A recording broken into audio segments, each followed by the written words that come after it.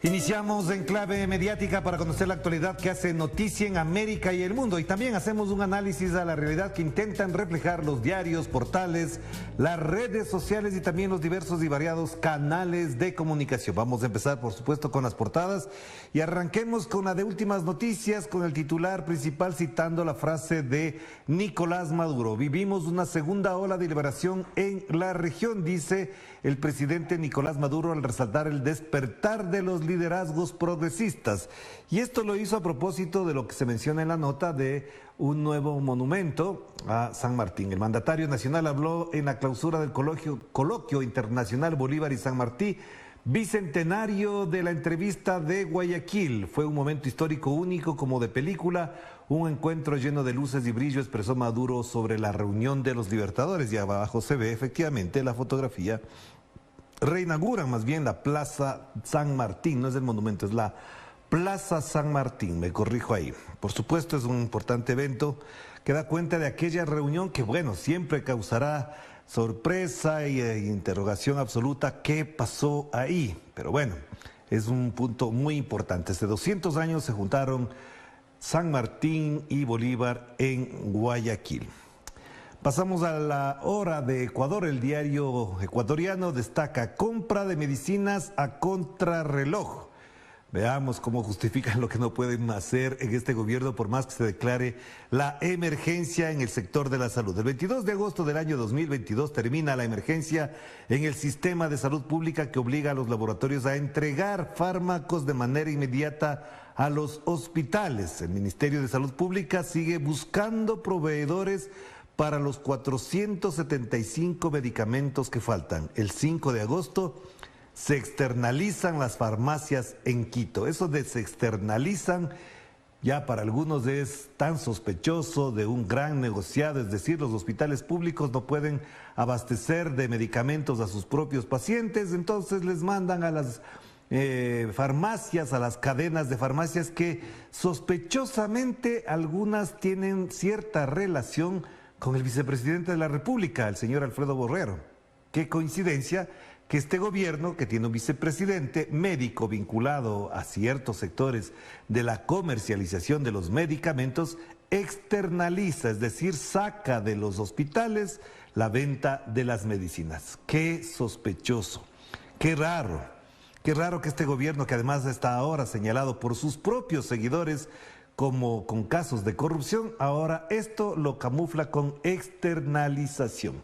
Y en la parte de arriba, condonación de deudas es mal negocio. A propósito de la reunión de los dirigentes indígenas con el gobierno, ya están atacando a la figura que se ve aquí, que entrevistamos hace poco, Gary Espinosa de la FENOCIN.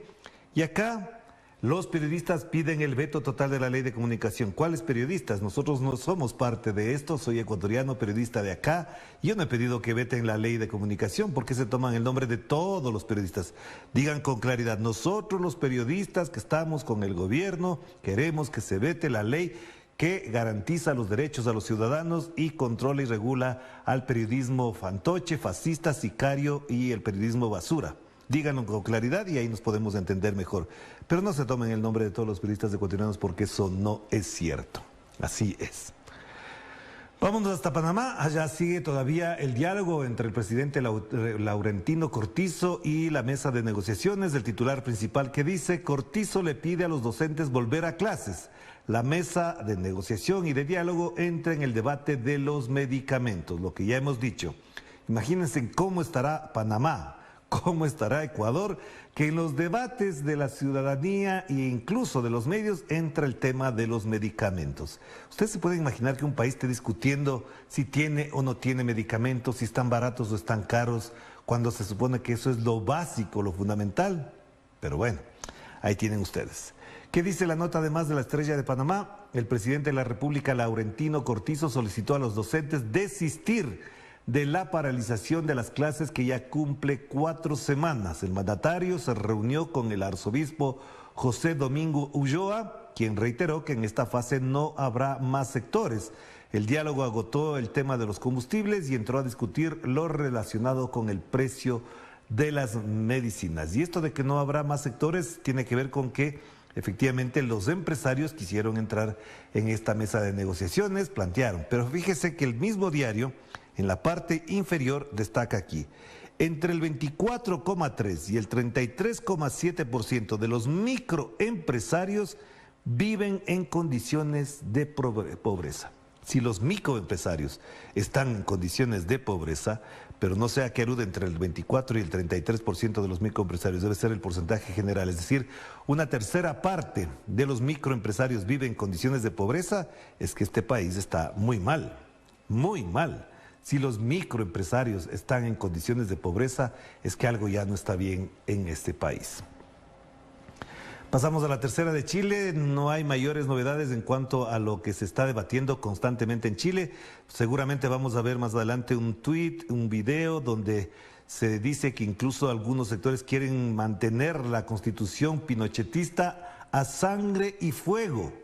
Pero aquí no veo absolutamente nada en esta portada alrededor de esa denuncia que se hizo pública el día de ayer. Lo que sí deberíamos destacar de esta portada de la tercera de Chile es esto que está abajo. El Fondo Monetario Internacional baja a 0% la estimación de crecimiento en Chile del año 2023, uno de los peores de la región. 0%. Qué raro. Qué raro que este país que produce tanto cobre, tanta producción incluso industrial, baje a 0 la estimación de crecimiento de Chile. Incluso y raro que justamente ocurre cuando hay un gobierno de izquierda, no por lo que hace, sino por lo que recibió. Pero ahí está, eso es lo que tenemos a continuación. Vamos a pasar a página 12, que también en Argentina hay problemas económicos y financieros. El titular del Banco Central se reunió con dirigentes de empresarios del agro y confía en que el dólar soja empuje la liquidación de 2.500 millones de dólares en agosto para cubrir las importaciones de energía de este invierno. No se olviden que allá están en pleno invierno. El presidente Alberto Fernández resaltó que no implica una devaluación. Batakis, la ministra de Economía, participó del diseño de la medida. Duras críticas de los movimientos sociales. El titular, Verde Esperanza. El dólar sigue siendo la moneda que marca la economía de nuestros países.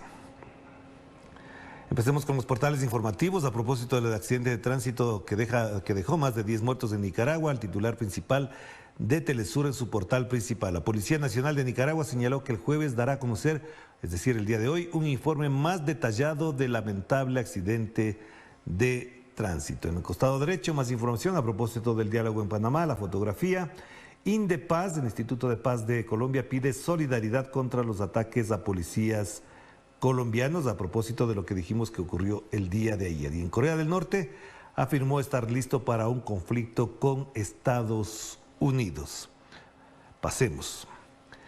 Noticias de América Latina y el Caribe. En Perú, el presidente Pedro Castillo busca anular la denuncia por presunta traición a la patria en el Tribunal Constitucional, que ya sabemos que es una medida descabellada. Señalarle como traición a la patria por ejecutar algunas acciones que no le gustan a la oposición, pues ya es una barbaridad. Más información a propósito de esto, en el costado derecho también las más importantes del día, las tenemos ahí. Pacto histórico y cambio radical presentan proyectos para reformar el Congreso. A grandes debates se han instalado ya en el Congreso colombiano. Ayer pudimos observar algunas manifestaciones y expresiones de los diputados alrededor de los temas fundamentales de la gestión, administración y procedimientos del Congreso colombiano. Pasemos a la agencia F. A propósito de la visita histórica del Papa Francisco a Canadá, el Papa reiteró su petición de perdón a los indígenas y advirtió de nuevas colonizaciones. Este discurso vale la pena tenerlo muy presente porque el Papa, en algunos aspectos, pero en los más medulares, en los más importantes, ha marcado una línea de reflexión muy importante. Lamentamos que no se pueda movilizar por sus propios medios, tenía alguna dificultad y por eso está en silla de ruedas, y ahí se le ve acercarse a la gobernadora de Canadá, Mary Simon, y al primer ministro Justin Trudeau. ¿Qué dice la nota? Tras escuchar a los dos personajes, el Papa Francisco reiteró este miércoles su petición de perdón a los indígenas de este país, de Canadá, por el mal que le hizo la Iglesia Católica. pero también advirtió que existen nuevas colonizaciones como la llamada cultura de la cancelación, que no tolera las diferencias. Es decir, esto es un tema muy importante, que bien que lo diga en Canadá, país que además soportó la represión, el estigma e incluso la mortandad de indígenas de esa nación, de ese estado, de ese territorio, por parte de la Iglesia Católica. Varias películas, novelas, libros hay alrededor de este tema, pero bueno, como se trata de Canadá, todo queda ahí. Pasamos a Sputnik. Rusia achaca la crisis global de los alimentos a la política errónea de Occidente, es el titular destacado por parte de Sputnik, y en el costado derecho varias informaciones que vale la pena tener a esta hora. Emmanuel Macron, presidente de Francia, ataca a Rusia, pero lo critican por el colonialismo de Francia en África.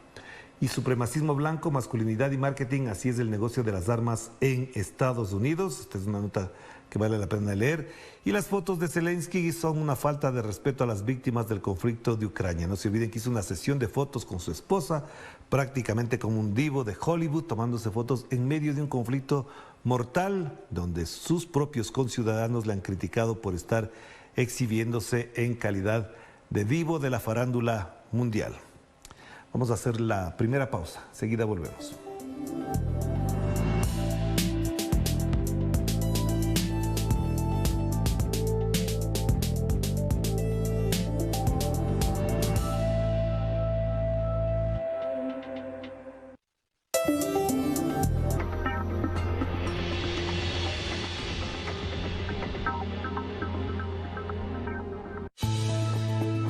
El mundo sintoniza a Telesur. Te lo digo yo, soy Aisa García desde México, porque Telesur siempre da más.